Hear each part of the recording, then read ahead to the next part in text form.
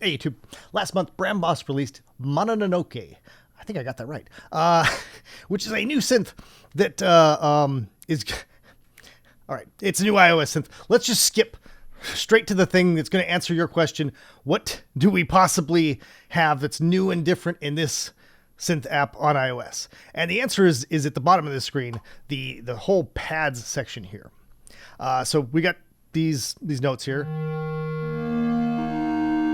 That all sounds very nice, and we can assign it to say that let's get a minor G in here, and now it'll tune all those nice and easy for us. But you'll notice that up at the top we've got these knobs here, and this is controlling different types of feedback. So this first one says that any of these will work and cause a feedback loop on, or not a feedback loop, but a feedback to occur on the other if they're next to each other. So this is pad A and this is pad B. And when they're both playing together and there's any amount of feedback given, they distort one another. And you can adjust how much that is. Like I put it way to the max just so you could hear that.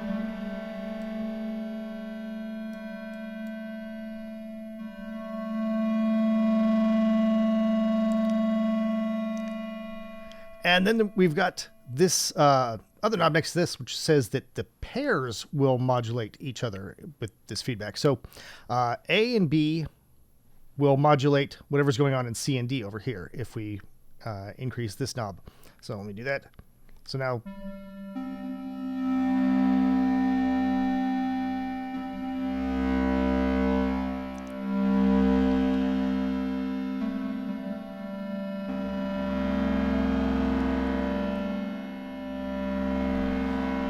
Now this next knob over here says that the other group of four, E, F, G, and H here, will now modulate the first four.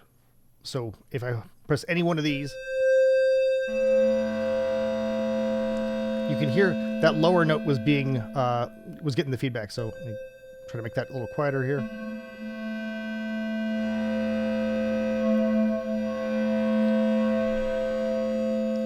On top of this, right, so we could be doing the same thing over here where we set the E and F and G and H here to be doing all kinds of different things. But there's also this growl and rap.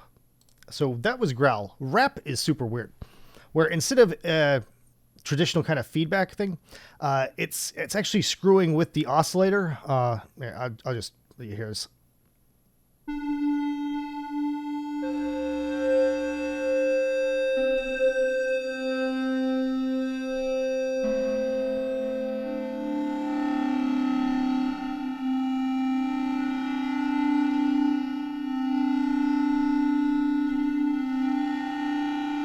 Like it is doing weird stuff. Like I don't even fully understand. Like we were in growl, we did not get that result. Like, this is what we got with growl, with warp.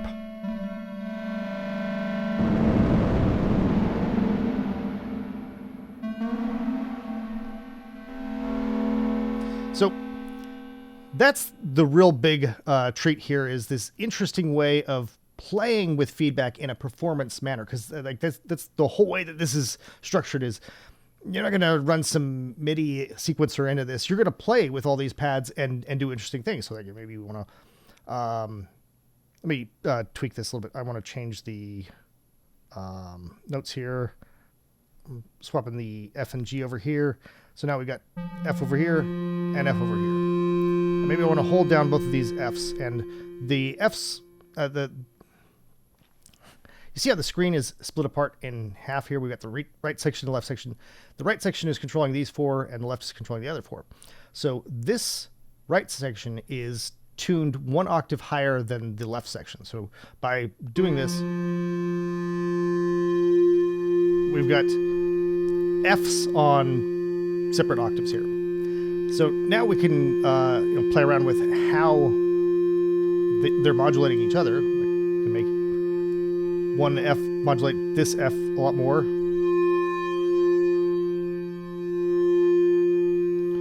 Or how the other pads in a group are going to be modulating that sustained note, because this is intended to be kind of like a drone soundscape generator thing.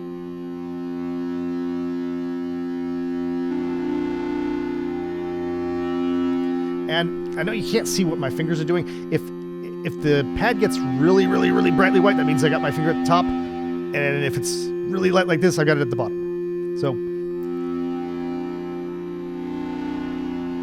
it's fun to just kind of play with that, like aftertouch.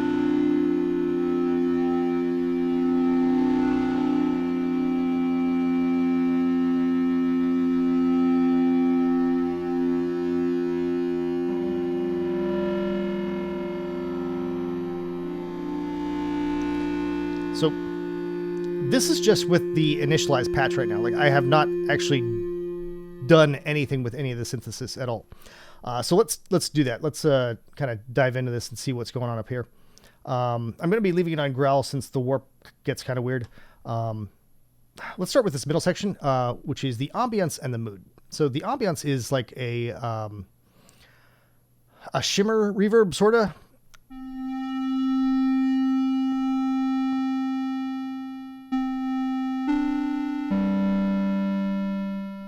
You hear we get a lot more presence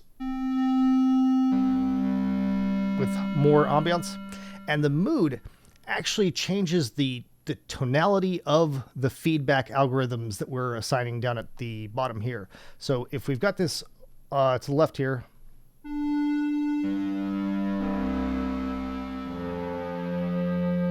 like, that was some reasonably aggressive feedback that was going on, but it was trying to keep it smooth and light. Whereas if we take it all the way to the other side, I think it's crazy and kind of brittle. Like right now I'm trying to play at the very low end of things, and it's still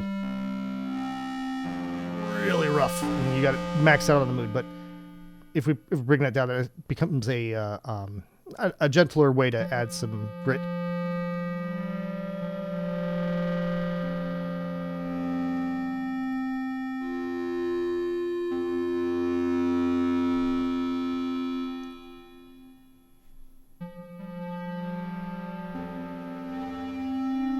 I really like the mood on the left side.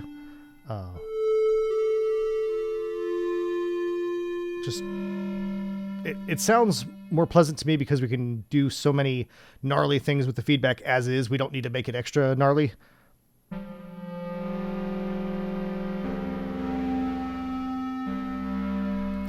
And one thing I'd really like to point out first here is that the release on these can be a great tool for playing with the feedback in this performance mode. So let's just max out the release on the left section. So now when I hit this, it sticks around. But as long as it's playing, like you can still hear it, as long as it's playing, it is going to provide feedback to any of the other things that it's been assigned to send its feedback to. So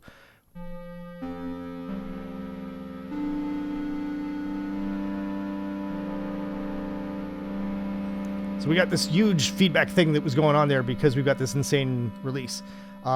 Playing with this release can really change the way that it sounds when you're playing because of that whole dynamic right there.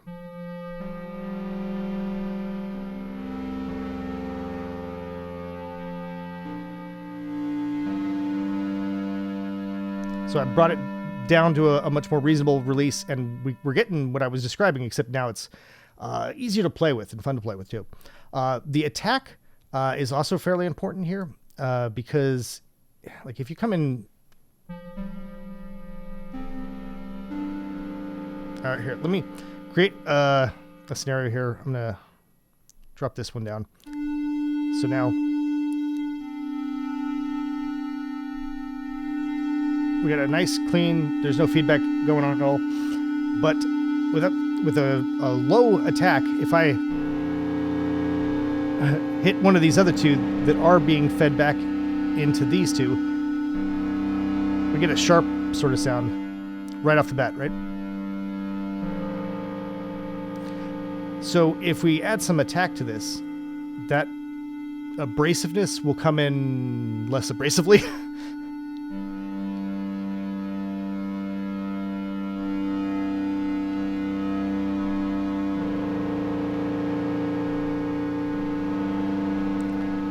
And it just takes a little bit of attack to pull that off. The filter section is pretty basic. There is no resonance knob for you to control, but there is a cutoff, so you can try to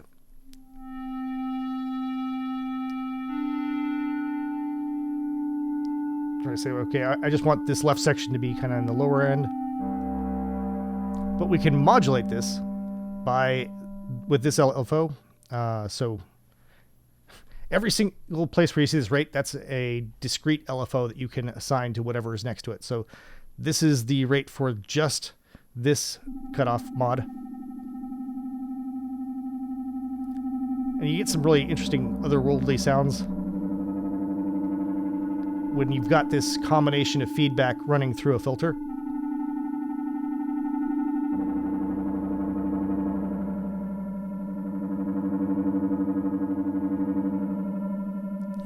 I'm going to stop playing with that right now, but we're going to come back to that because that's a lot of fun. Over on the left section, we've got the shape of each voicing. So over here on the left, it's a triangle. Oh, let me uncut it. And as you move further over to the right, it becomes a square. And you can play with this, try to find exactly what you're looking for.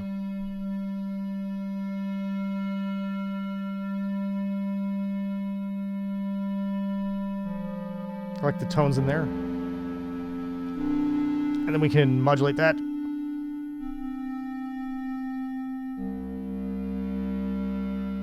Just to add a little bit of extra motion to that. It's not swinging back and forth.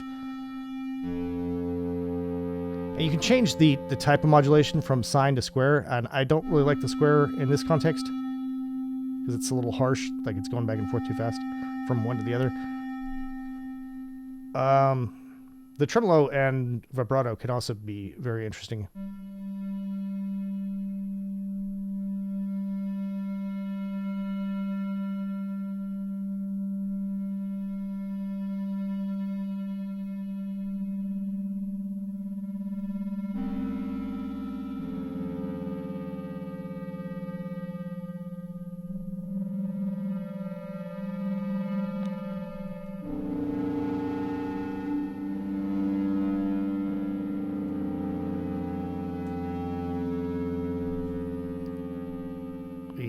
Kill the tremolo and bring in the vibrato.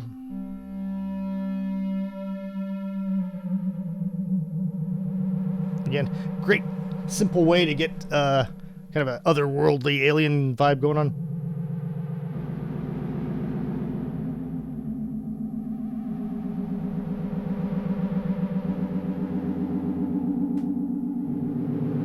And if we bring in that LFO mod that we had at a really high rate.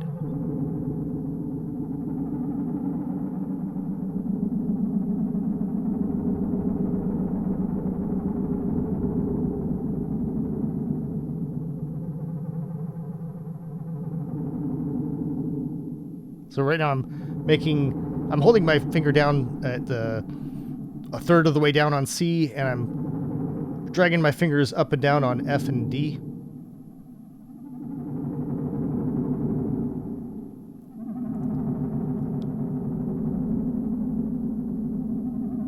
If you go left and right, it's a pitch bend. All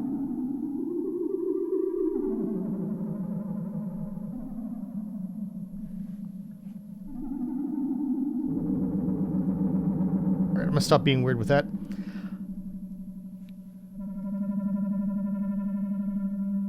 Gonna bring this back to normal.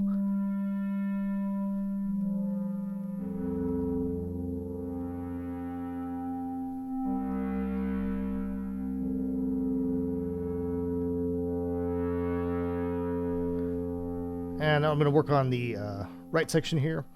Once again, I really like having a long release. I think that is important to the playability, at least the way that I play it, and just a little bit of attack so that it's not too abrasive when I hit sections that are going to be high in feedback.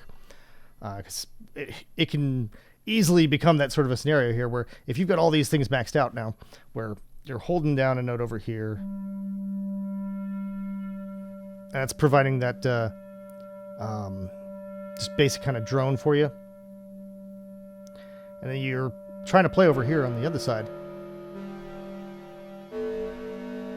Well, remember that these are now affecting this one over here because we've got this knob set up.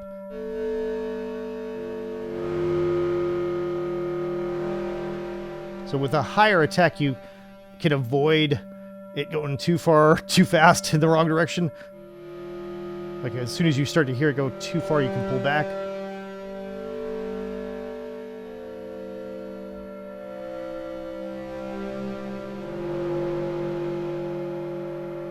So right now, I've got this maxed out in an insane way that I would never recommend anybody just completely max out everything. But I'm able to keep it from sounding like a complete cacophonous mess because I've got that high attack and I'm paying attention to what's going on and I'm all right, pull that off. I could even hit at the top of these and just pull it off without it becoming too much of a mess. But let's actually try to shape this now so that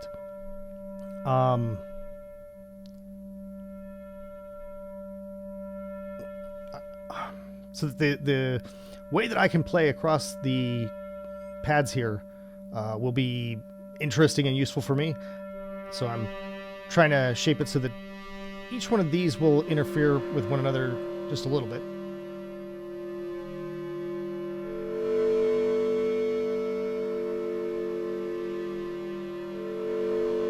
So the pairs here, like this one and this pair over here, are being modulated by this knob. So I've just got a little bit of that. I just think I'm going to pull off all of the modulations coming from this section. So now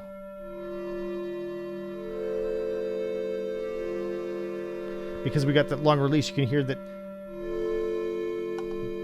this pair isn't giving feedback to the other pair and vice versa.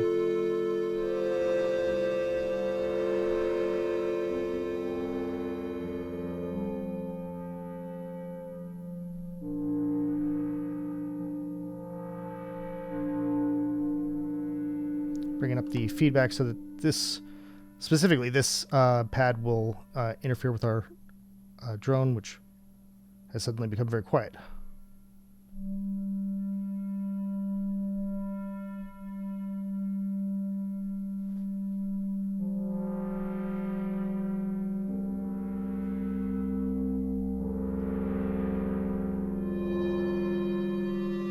I really like the feeling that this gives me when I'm playing it because I'm just, using a couple of fingers here and I'm getting these huge swells. I feel powerful.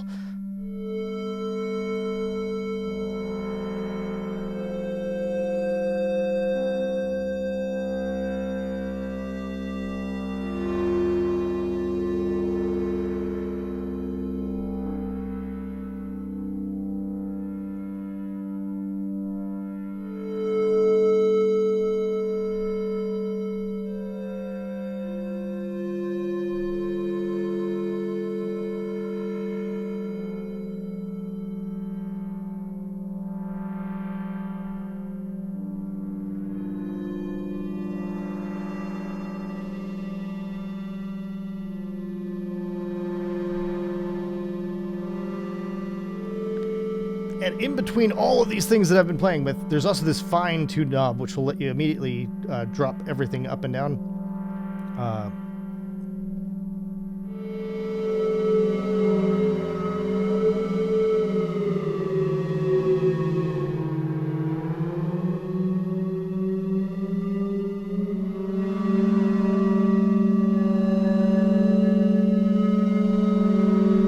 And if you double tap on anything, it resets, so you can feel free to explore these without worrying about trying to now carefully get it back to the spot you want.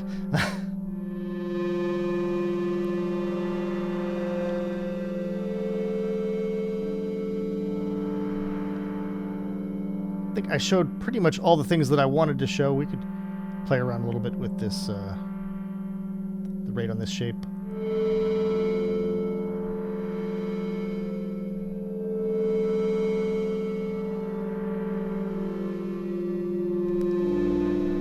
And when you are content with this, this is an AUV3, so you can get crazy with it, because, surprise, we've been in on the whole time here.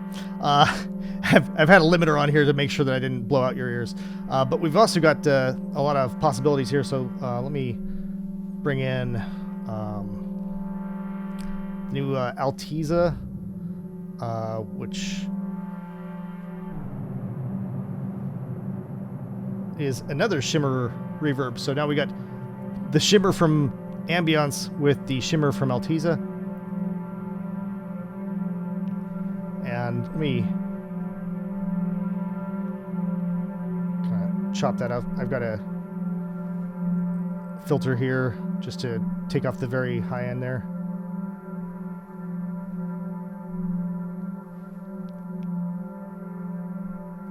If you feel like that's still too much high end, I've got a second one over here. I've noticed that sometimes playing with this feedback, it can get kind of crazy when you're running that into the shimmer. So I think that I've got this tamed, and I can now play with these pads without blowing out anybody's ears, especially mine. There's a neat thing where you can resize this, and then switching to pads, it gives you nice big pads to play with.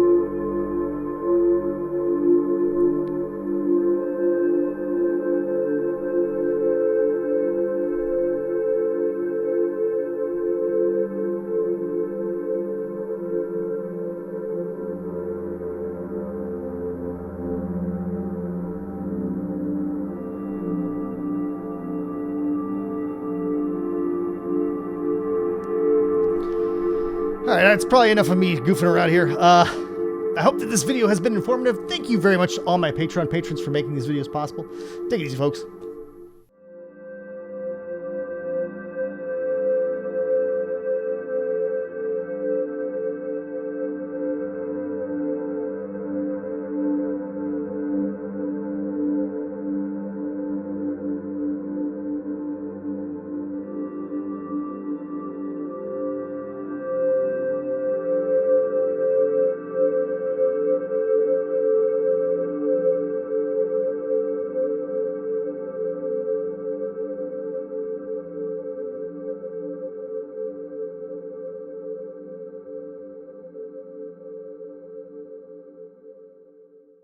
Mononoke.